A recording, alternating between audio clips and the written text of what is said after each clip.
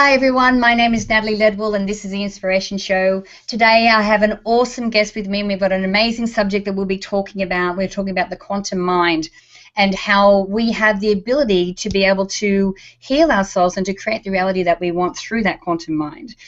So can you please welcome my special guest and friend, Dr. Joe Dispenza. How are you, Joe? Very good, Natalie. I'm very happy to be with you. Always happy to be with you. And we're also going to be discussing some amazing measurements and things that you've been able to discover through some of the workshops and things that you do. So why don't we start, first of all, with a little bit with your background and how you got into doing the stuff that you do right now. Well, I never planned on doing any of this, to be honest with you. I got run over by a truck in a triathlon and broke 6 bones in my back, and that kind of started me on the journey. I had to make a decision whether I was going to go the conventional route and, go with the surgery or try to heal myself by thought alone. And it was a very, very defining moment in my life. I decided to not have the surgery and spent quite a bit of time going within and making some really substantial changes.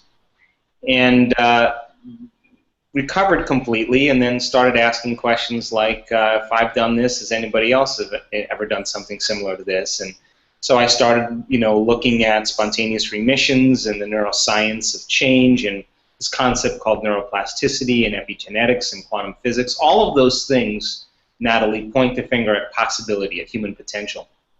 And then What the Bleep came out, became a very famous movie, and then the most common questions that people started asking after that movie was, how do you create the life that you want? How do you do it? And if your personality creates your personal reality, and your personality is made up of how you think, how you act, and how you feel, then in order for me to create a new personal reality, I got to change my personality. Why is it so hard to change? So based on those 2 questions, we started teaching workshops around the world. And over a period of time, I'd have to say, we started seeing common people doing the uncommon. Not just once, not just twice, not just 3 times.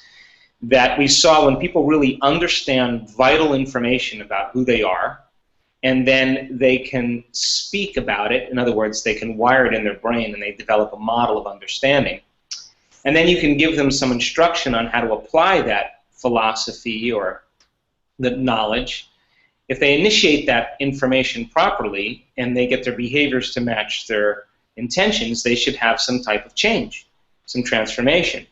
And so we started seeing people healing themselves from all kinds of conditions and creating the life that they want, and miracles starting to happen.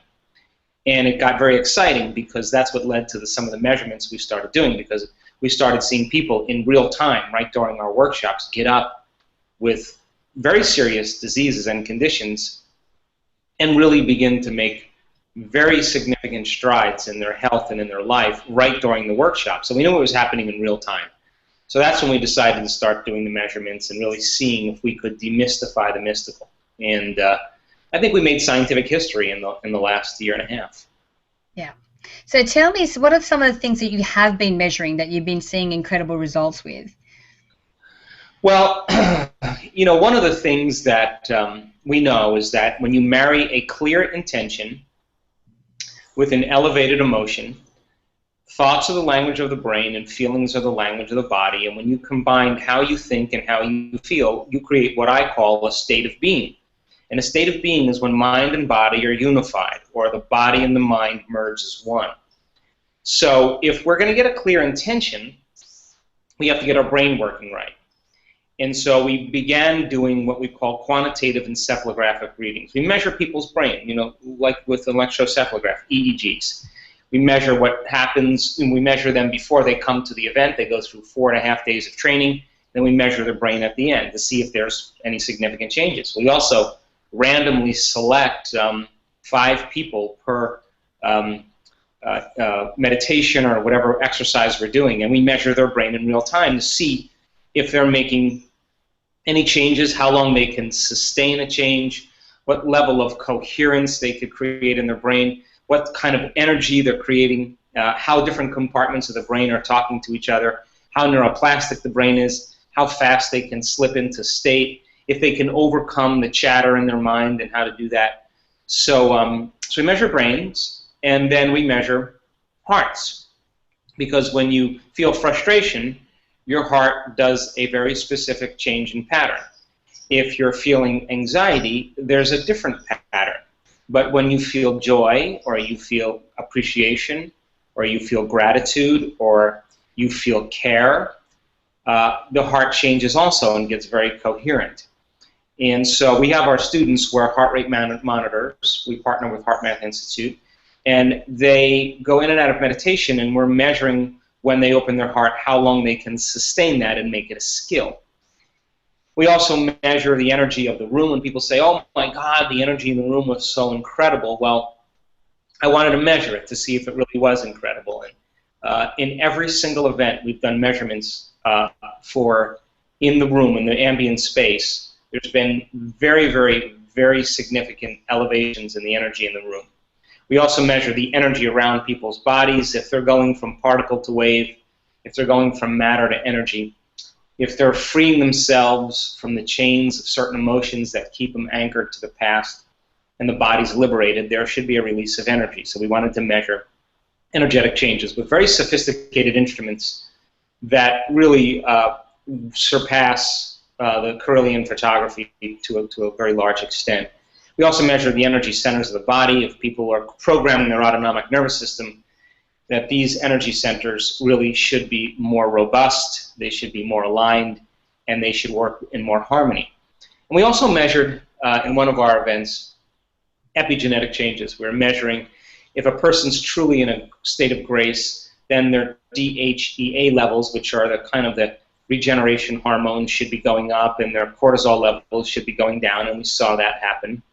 If a person's truly experiencing love, they should have elevated levels of oxytocin, and we've seen that over and over again in our students. We also measured like dopamine and epinephrine, norepinephrine, serotonin, GABA, you know, different neurotransmitters to see if people are really breaking through and they're overcoming certain aspects of themselves and making changes in their genetic expression, then we should be measuring the effects of that. And we've seen some pretty cool things as a result of it. And we know that 93% of the people that have come to our workshops get a more than 80% change in their brain for the better. We also know that it's impossible for the brain to change the brain, or the ego to change the ego, or the personality to change the personality, or matter to change matter. It's just as impossible. It's only when we become pure consciousness, when we become an awareness and possibility, that we can begin to exert effects on our bodies, on conditions in our life and our environment,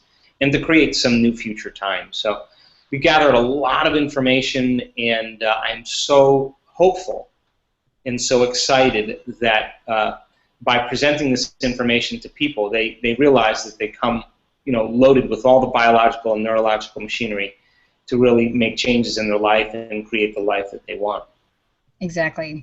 And what I love about the work that you're doing, and you know, we have worked together quite a bit on you know, especially the last couple of advanced workshops that you've had, is that you're taking this information that some people see as a little bit spiritual and woo-woo, but you're actually scientifically explaining how and why it works, which is awesome.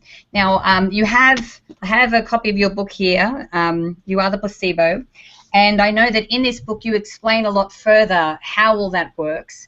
But you also, you know, like you were saying, you've seen people spontaneously heal and improve their bodies. Can you share like a couple of stories of things that you've seen in the workshops that have just been completely mind-blowing? Well, I'm always blown away. We just did an advanced workshop in Cancun. Sorry you weren't there, although your staff was there and they had a good time. Yes.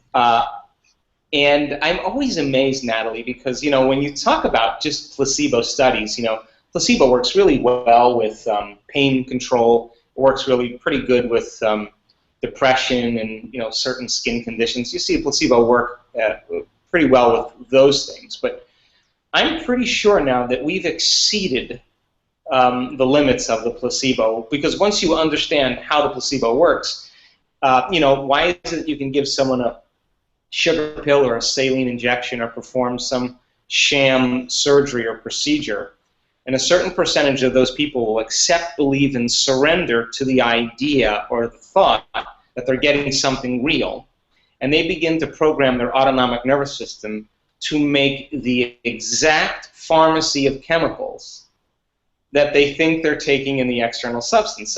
So if you know then that the person then is putting their faith and acceptance and belief in something outside of them, could they put their faith and belief into the quantum field, take an unknown instead of a known, and continuously revisit that unknown until they make it known? And while the answer is yes, we've seen it over and over again. And I'll tell you a brief story because it's a good one. I was just in Europe just a little ways back, and there was a woman who I was walking off the stage, and she handed me an envelope, and I was going to the green room, and I opened the envelope, and it was a story about her life, and I was so moved to tears by the story, I had her come on the stage and tell the story. Well, it was a Sunday morning. She was in the shower, and her husband said goodbye to her 2 children, and then stuck his head in the bathroom and said goodbye to her, and went to the tallest building in Amsterdam and jumped off the roof of the building, committed suicide. Of course, the traumatic event produces all the stress hormones of anxiety, of fear, of regret, resentment, guilt, shame, unworthiness, pain. All of those emotions were running through her body. And what she didn't know at the time was that every time she thought about the event, she was producing the same chemistry in her brain and body as if the event was happening. So her body was reliving the experience 50 to 100 times in one day, and that began to condition her body into the past. And so we talk about how refractory periods of emotions turns into moods if you let them linger for a period of time, then it turns into a temperament and finally becomes part of your personality. Well, if you were to ask this woman, why are you so upset? Why are you so angry? Why are you so sad? She would say, I'm sad or I'm angry because of this event that happened to me 3 months ago or 4 months ago, which in other words, she's saying I was biologically altered 4 months ago and I haven't been able to change. Well, after a period of time, she was in so much pain emotionally that she couldn't get out of bed one morning. She was completely paralyzed. Now she can't go to work. She can't take care of her kids. She has no money, and her mother has to move in with her, so her stress levels go up.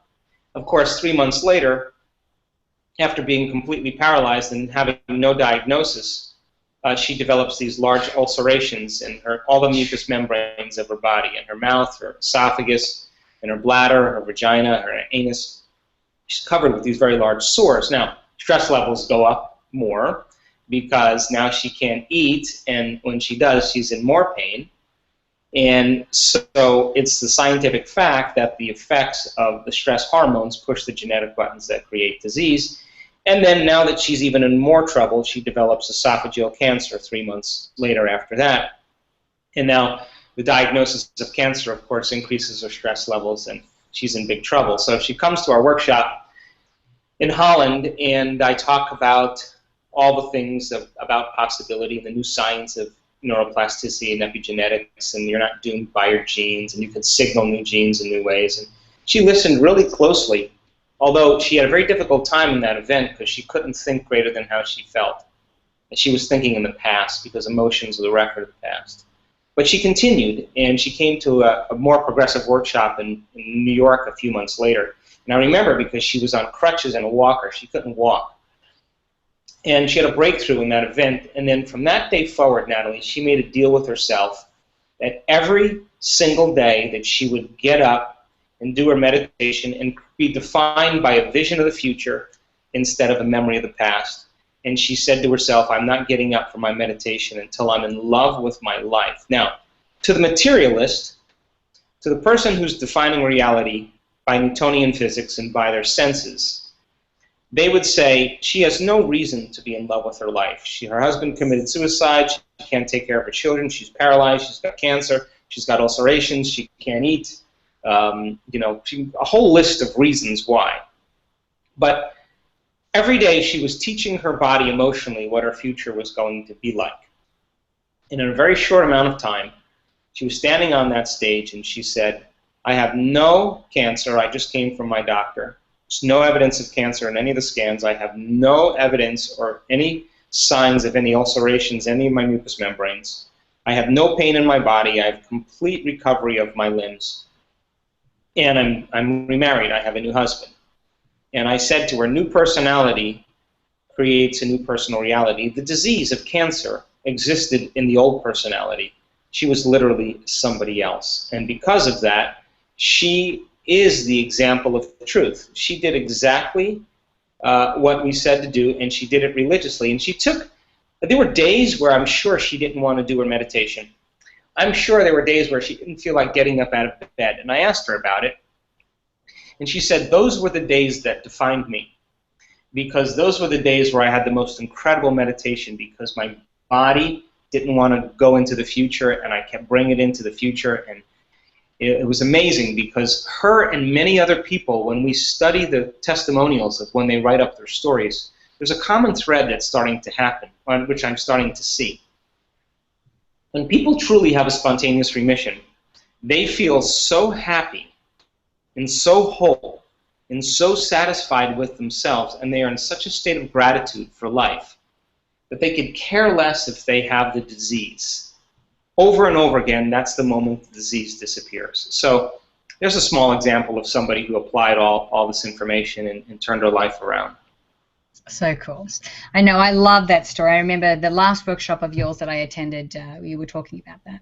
Now let's just touch briefly on some of the measurements that you've been doing in relation to mind movies, because I know at the last couple of your advanced workshops, we've actually helped all of your participants to create their own personal mind movies, and then we've been measuring the difference between, you know, regular brain activity, meditation, and visualization. So what are some of the results that you've been seeing from that? Well, the whole reason that we use mind movies, and I'll say this really simply, is that I really feel like when you can induce a trance into a person, the more they're in a state of trance, the less analytical they are.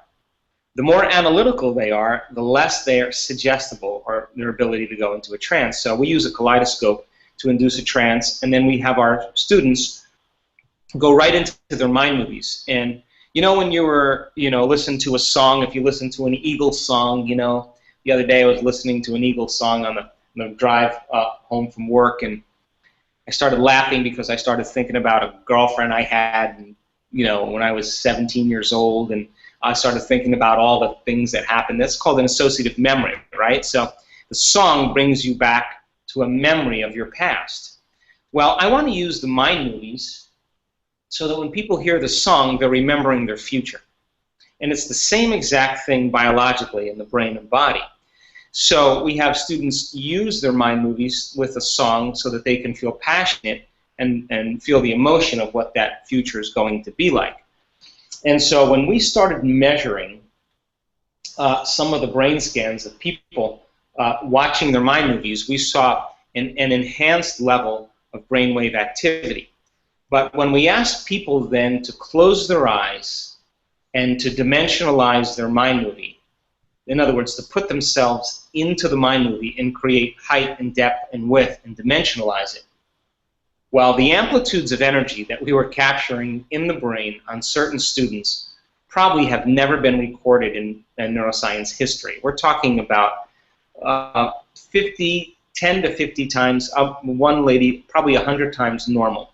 Now, you will never see that in a clinical setting, number one. And number two, she can't make that happen. In other words, that's happening to her.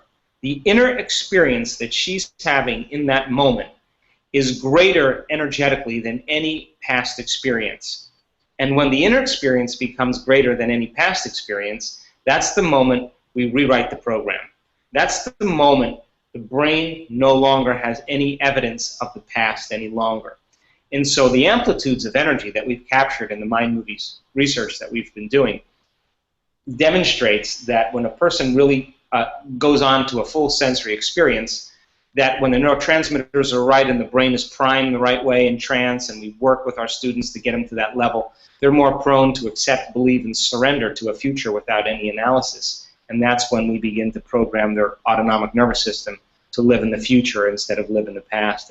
And just some really elegant and beautiful brain scans we've seen some people who were able to do it properly. Yeah, it's fantastic.